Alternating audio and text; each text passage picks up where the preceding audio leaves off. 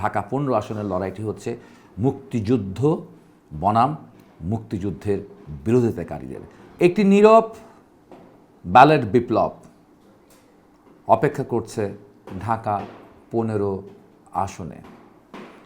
এই ঢাকা 15 আসনের মানুষ প্রমাণ করবে তারা 1971কে ভুলে যায়নি এবং 1971 সালে এই জামাতের আমিরের পার্টি পাক হানাদার বাহিনীদের সাথে সারেন্ডার করেছিল এদেশের মানুষের কাছে। আবারও আসছে ফেব্রুয়ারিতে আসছে নির্বাচনে তাদেরকে পরাস্ত হতে হবে এই ঢাকা 15 আসনে। এক্সট্রিম মশার কয়েল প্ল্যান্ট ফাইবার দিয়ে তৈরি, তাই সহজে ভাঙে না, সুগন্ধিযুক্ত ও নিরবিচ্ছিন্নভাবে চলে। ডেঙ্গু চিকুনগুনিয়া বাহি সহ যে কোনো মশার বিরুদ্ধে দেয় এক্সট্রিম সুরক্ষা। আমরা দেখেছি যে বাংলাদেশে বিগত 54 বছরের যে রাজনৈতিক প্যাটার্ন, সেই প্যাটার্নে এমপিরা হয়ে যায় হচ্ছে যার যার এলাকায় তালুকদার কিংবা জমিদার। 5 বছরের জন্য তারা জমিদারিত্ব কায়েম করে। আমাদের প্রথম কথা হচ্ছে আমরা ভাই পার্লামেন্টের মেম্বার হব, আমরা এই অঞ্চলের জমিদারি করতে আমরা চাই না। আমাদের ফেব্রুয়ারি মাসে নির্বাচন হবার কথা, ত্রয়োদশ জাতীয় সংসদ নির্বাচন, এবং একই সাথে গণভোটও হওয়ার কথা আর কি। এবং সেই প্রেক্ষাপটে দাঁড়িয়ে আমরা হচ্ছে এই ঢাকা শহরের মিরপুর কাফরুল অঞ্চল, এটি ঢাকা 15 আসন, সেই আসনে নির্বাচন করছে আর কি। কিন্তু সেই সংসদ নির্বাচনের ক্ষেত্রে একটি দৃষ্টিভঙ্গিগত জায়গায় পার্থক্য আছে অন্যদের সাথে। আসলে আমরা কি নির্বাচনে দাঁড়িয়েছি? আমরা দাঁড়িয়েছি সংসদ নির্বাচনে। কিন্তু আমরা দেখি আমরা অনেক সময় করি যে আমরা এমনভাবে প্রতিশ্রুতিগুলো দিচ্ছি যেন আমরা স্থানীয় সরকারের প্রতিনিধি, অর্থাৎ স্থানীয় সরকারের যে কাজ সেই কাজ আমরাই সব করে দেব। তাহলে সিটি কর্পোরেশন, স্থানীয় সরকার, ওয়ার্ড কাউন্সিলর, তাদের কাজ কি হবে? মূলত যার কাজ তার করতে হবে। এই জায়গায় হচ্ছে গিয়ে আমাদের একটি গুরুত্বপূর্ণ বিষয়। আমরা আপনি যদি বলেন যে আমার এলাকার বিদ্যমান সমস্যা সমাধানের জন্য আমি সংসদ থেকে কি করতে চাই, তাহলে আমরা প্রথম যে জিনিসটা করতে চাই, আমরা সংসদে একটি বিল পাস করতে চাই। সেই বিলটি হচ্ছে সিটি গভর্নমেন্টের বিল। আপনি দেখবেন যে সিটি কর্পোরেশনের কী কাজ আইনগতভাবে রয়েছে, দেখবেন যে এটা একটা ঠুটো জগন্নাথ। অর্থাৎ এই ঢাকা শহরকে বাসযোগ্য ঢাকা শহর করবার জন্য যা যা উদ্যোগ গ্রহণ করবার দরকার, সেই উদ্যোগ গ্রহণ করবার কোনো ক্ষমতা এই সিটি কর্পোরেশন নাই। একটি ইউনিয়ন পরিষদের বা একটা উপজেলা পরিষদের বা একটা হচ্ছে ঢাকার বাইরের যে কোনো একটি স্থানীয় সরকারের যতটুকু এম্পাওয়ারমেন্ট থাকে, এই সিটি কর্পোরেশন সেটা নেই। ফলে এটা বহুকাল ধরে আমরা বলতেছি যে সিটি গভর্নমেন্ট বা সিটি সরকার তৈরি করতে হবে। আর সেই সিটি সরকার তো মেয়ররা করতে পারবে না, কাউন্সিলররাও যদি বলে আমরা সিটি সরকার করব সেটা পারবে না, মেয়র পারবে না, পারবে হচ্ছে পার্লামেন্ট। ফলে এই অঞ্চলের মানুষের সমস্যা সমাধানের জন্য প্রথম যেটা দরকার সেটা হচ্ছে এইখানকার যে স্থানীয় সরকার রয়েছে সেটাকে শক্তিশালী করবার জন্য হচ্ছে সংসদে লড়াই আমরা করব। এটা হচ্ছে আমাদের প্রথম কথা এবং শেষ কথা। ফলে এই অঞ্চলের সমস্ত বিষয়গুলো, ধরেন একটি স্কুল কমিটি, একটা কলেজ কমিটি, এখানে খেলার মাঠ নিয়ে সমস্যা আছে, এখানে কবরস্থান নিয়ে সমস্যা আছে, এখানে সরকারি হাসপাতাল নেই, এখানে সরকারি কলেজ নাই, এই যে সামগ্রিক বিষয়গুলো রয়েছে সেই সামগ্রিক বিষয়গুলোকে নিয়ে আমরা কিন্তু হচ্ছে কথা বলতে চাই, দাবিটাকে উচ্চারণ করতে চাই পার্লামেন্টে, এবং সেই পার্লামেন্টের মধ্য দিয়েই আমরা দাবিটাকে উচ্চারিত করে এই জায়গার জন্য হচ্ছে আমরা প্রয়োজনীয় বরাদ্দটা আনতে চাই। আর সেই বরাদ্দর ক্ষেত্রে আমরা চাই স্বচ্ছতা, আমরা চাই জবাবদিহিমূলক একটি পরিস্থিতি নিয়ে আসার জন্য, যেটি হচ্ছে আমার দেশে রাজনৈতিক দলগুলোর মধ্যে থাকে না। এমনকি এখন যেটি নির্দলীয় সরকার রয়েছে, যে সরকার শুরুতেই বলেছিলেন তার উপদেষ্টারা প্রতি মাসে তাদের আয় ব্যয়ের হিসাব দেবেন, কিন্তু তারা দেননি। কিন্তু আমরা বলতে চাই যে আমি এবং আমার এই অঞ্চলের যে নেতৃত্ব রয়েছে, আমাদের ব্যক্তিগত আয় ব্যয়ের হিসাব এটা যেন প্রতি মাসেই আমরা দিতে পারি, সেই চেষ্টাই আমরা করব। এবং সেই চেষ্টা কথাটা বলা ঠিক না, সেটাই আমরা করব। আমরা কতটুক সম্পদ নিয়ে দায়িত্ব গ্রহণ করছি, আর প্রতি মাস বা প্রতি বছরে সেই সম্পদের কতটুক বৃদ্ধি বা কতটুক ক্ষতি হলো সেটি আমরা জনগণের কাছে পরিষ্কার করতে চাই, স্বচ্ছতা করতে চাই। আমি মনে করি খুব বেশি কিছু দরকার নেই। এরকম ছোট কয়েকটি বিষয় যদি আমরা জবাবদিহিমূলক আচরণ করতে পারি, আমরা যে স্বচ্ছতার সাথে কাজ করতে পারি, তাহলে এই অঞ্চলের মানুষের যে জনদুর্ভোগ তা অনেকটাই কমে আসা সম্ভব। ত্রয়োদশ জাতীয় সংসদ নির্বাচন প্রকৃতিতে গুণগতভাবে অন্য যে কোনো নির্বাচনের চেয়ে এটির একটি পার্থক্য রয়েছে। আমরা দলীয় সরকারের অধীনে নির্বাচন দেখেছি, আমরা কেয়ারটেকার সরকারের অধীনেও নির্বাচন দেখেছি। এবার একটা যদি আমি বলি যেটা কেয়ারটেকার সরকার, সেটা তো নয়, এটা তত্ত্বাবধায়ক সরকার নয়।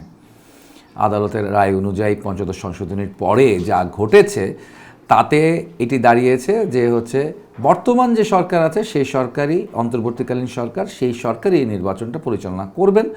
চতুর্থদশ অর্থাৎ এর পরের যে নির্বাচন 2029 সালে হবে সেইটা হচ্ছে তত্ত্বাবধায়ক সরকারের অধীনে হবে। তাহলে এখানে রয়ে গেল একটি বিষয় যে বর্তমানই এই হচ্ছে এন্টারিম গভর্নমেন্টের তত্ত্বাবধানে নির্বাচন হবে। এই এন্টারিম গভর্নমেন্টের তত্ত্বাবধানে যে নির্বাচনটা হবে সেই নির্বাচনটার ক্ষেত্রে আমরা খুব নিঃসন্দেহ নিঃসংকোচে বলতে পারছি না যে এই নির্বাচন ইঞ্জিনিয়ারিং মুক্ত হবে। কারণ আমরা এই সরকারের নানা রকম কাজকর্মের সময় দেখি যে তাদের একটা বিশেষ মহলের প্রতি তাদের দুর্বলতা রয়েছে, এটি বিশেষ কয়েকটি রাজনৈতিক দলের প্রতি তাদের দুর্বলতা রয়েছে। ফলে নিরপেক্ষতার যে জায়গাটি সেটি এখনও কিন্তু ইউনূস সরকার প্রমাণ করতে পারেন নাই। এবং নির্দলীয় তারা, কিন্তু তাদের সরকারের তো একটা রাজনীতি আছে এবং সেই রাজনীতি তারা কায়েম করতে চায়। ফলে তারা নির্দলীয় হতে পারে, কিন্তু নির্দলীয় হলেও তাদের একটা পলিটিক্স আছে এবং সেই পলিটিক্সকে আপহোল্ড করে এরকম রাজনৈতিক দল রয়েছে। তো সেই রাজনৈতিক দলগুলোকে তারা বিশেষ সুবিধা দেবে কি দেবে না, এই প্রশ্ন, এই শঙ্কা জনগণ এবং আমাদের মধ্যে তো আছে আর কি। এটি একটি বিশেষ পরিস্থিতি। আরেকটি বিষয় হচ্ছে যে এই নির্বাচনটা শেষ দাগে যেটা বলতে হবে, এটি পুরোপুরি অন্তর্ভুক্তিমূলক করা তো সম্ভব হচ্ছে না, নানাভাবে অন্তর্ভুক্তিমূলক করা সম্ভব হচ্ছে না। প্রফেসর ডক্টর মোহাম্মদ ইউনূস প্রধান উপদেষ্টার দায়িত্ব নিয়ে তিনি যে বলেছিলেন বাংলাদেশে যে ভুক্তিমূলক একটি রাজনীতি বাংলাদেশে তিনি দিয়ে যাবেন, উপহার দিয়ে যাবেন, যেটা আমরা সবাই এনজয় করতে পারবো এবং একটা অন্তর্ভুক্তিমূলক নির্বাচন করবেন, কিন্তু সেই জায়গায় তো তিনি শেষ পর্যন্ত থাকতে পারলেন না। ফলে এগুলো নানাবিধ প্রশ্ন থাকবে, থাকবে, কিন্তু সোজা এবং সাপটা কথা, জনগণ অস্থির হয়ে গেছে, ধৈর্যের সীমা ভেঙে যাচ্ছে। এই নির্দলীয় কিংবা অরাজনৈতিক সরকার আর নয়, আমরা নির্বাচনের মাধ্যমে নির্বাচিত সরকার চাই। ফলে ভাঙা হোক, খোঁড়া হোক, ঠিক আছে, আমরা একটা নির্বাচন চাই এবং সেই নির্বাচনের মধ্যে দিয়ে একটি নির্বাচিত সরকারের অধীনেই বাংলাদেশকে যেতে হবে। এটাই বাংলাদেশের মানুষের হচ্ছে আহ্বান। ফলশ্রুতিতে যতটা সম্ভব আমরা চেষ্টা করছি আমাদের পার্টির পক্ষ থেকে নির্বাচন ব্যবস্থার স্বচ্ছতার প্রশ্নে, নির্বাচন ব্যবস্থার নিরপেক্ষতার প্রশ্নে। তারপর আমরা তা দেখছি ইদানিং এই নির্বাচনের যে কার্যক্রম চলছে, বিশেষ করে আমার ঢাকা 15 আসনে যদি আপনি দেখেন যে বিশাল বড় বড় বিলবোর্ড, বিশাল রঙিন বিলবোর্ডে ছেয়ে গেছে এবং সেটার প্রচুর টাকার ব্যয়। এবং এবার দেখবেন তারা হচ্ছে যে পোস্টার একটা খুব সহজ ছাপানো, কিন্তু তার বদলে তারা হচ্ছে গিয়ে মানে ফেস্টুন, বিলবোর্ড, ডিজিটাল বিলবোর্ড এগুলোকে অ্যালাউ করছে। অর্থাৎ নির্বাচনটা হয়ে যাবে কোটিপতির টাকার খেলা আর কি। এই কোটিপতির টাকার খেলা হলে সৎ মানুষ, সীমিত আয়ের মধ্যবিত্ত মানুষ, দেশপ্রেমিক মানুষ, তাদের কিন্তু নির্বাচনে লড়াই করাটা অত্যন্ত কঠিন হয়ে যায়। এবং আমরা যারা কমিউনিস্ট পার্টির প্রার্থী রয়েছে সারা দেশে, তারা কিন্তু ইতিমধ্যে এই জায়গায় ব্যাপক হচ্ছে গিয়ে মানে এই কোটি কোটি টাকার যে বন্যা বইছে তার মাঝখানে আমরা আমাদের সীমিত সামর্থ্য নিয়ে আমরা বেশ কষ্টের মধ্যে দিয়ে বিষয়টি লড়ছি আর কি। এবং আমরা চাই যে নির্বাচন কমিশন এখনও তফসিল ঘোষণা করবার আগে এই কতগুলো বিষয়ের দিকে হচ্ছে একটু তাদের নজরদারি দেওয়া দরকার রয়েছে। আমাদের সরাসরি বক্তব্য, বাংলাদেশের কমিউনিস্ট পার্টির সরাসরি বক্তব্য, নির্বাচনের আগে গণভোটের কোনো সুযোগ নেই, কোথাও কোনো আইন নেই নির্বাচনের আগে গণভোট হবে এবং নির্বাচনের দিনও যে গণভোট হবে তারও কিন্তু কোনো সুযোগ নেই।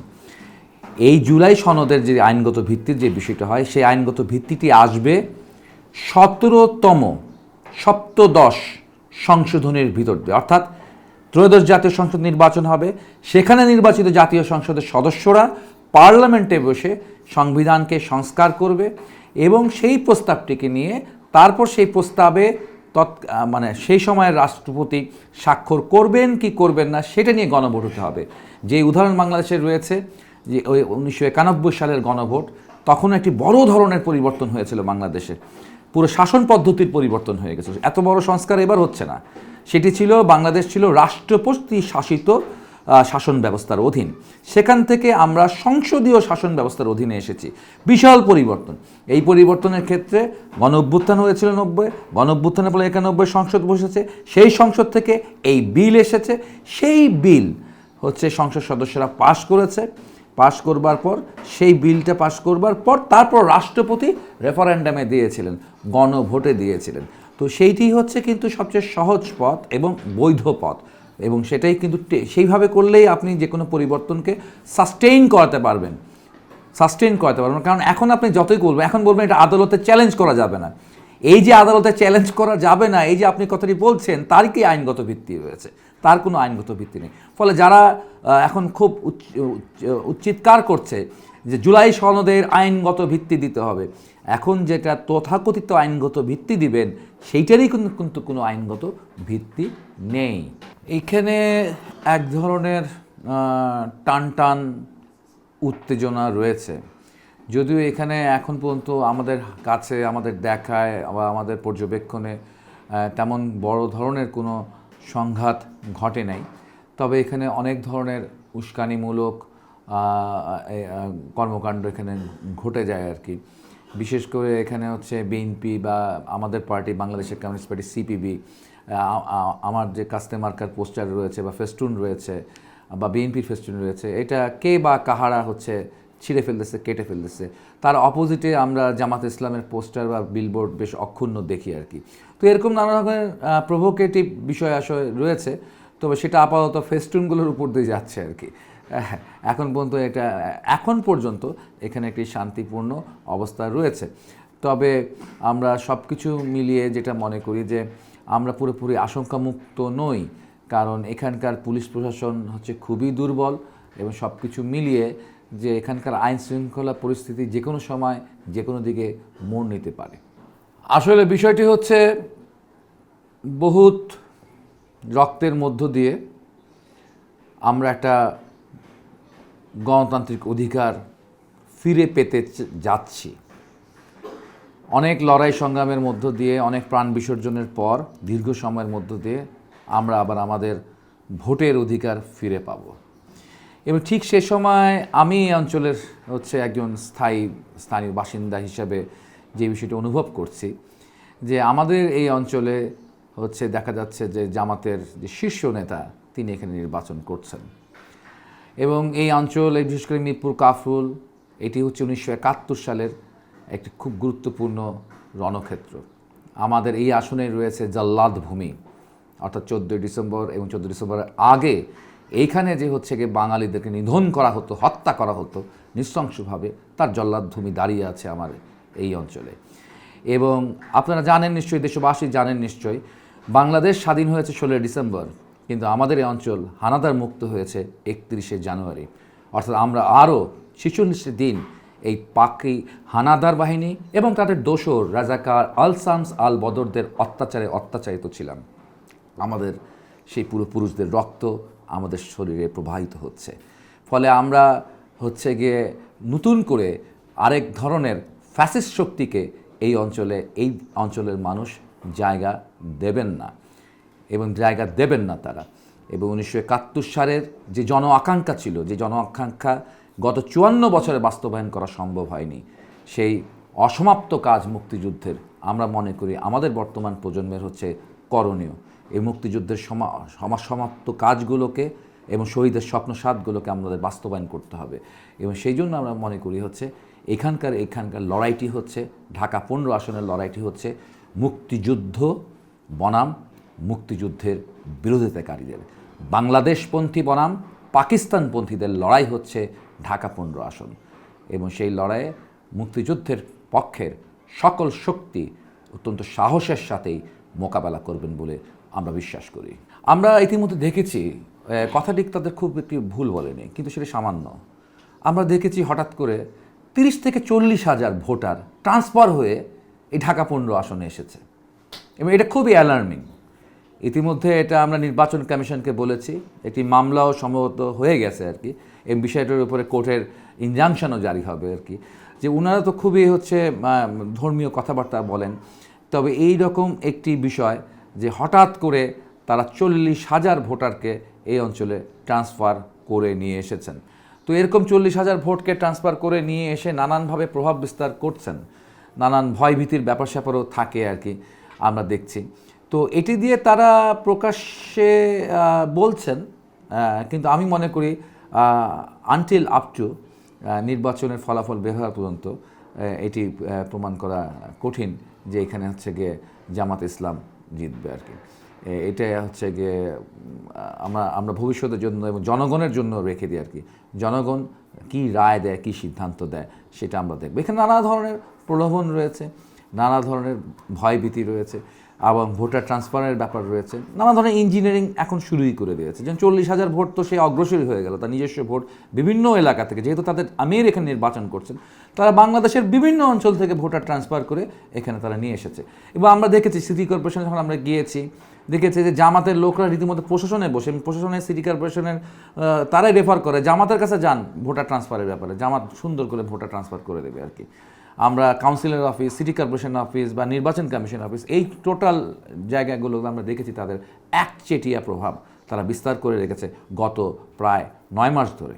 আমরা মনে করি বাংলাদেশ এবং ঢাকা 15 আসন উভয় ক্ষেত্রেই মুক্তিযুদ্ধের পক্ষের মানুষই এখনও বেশি।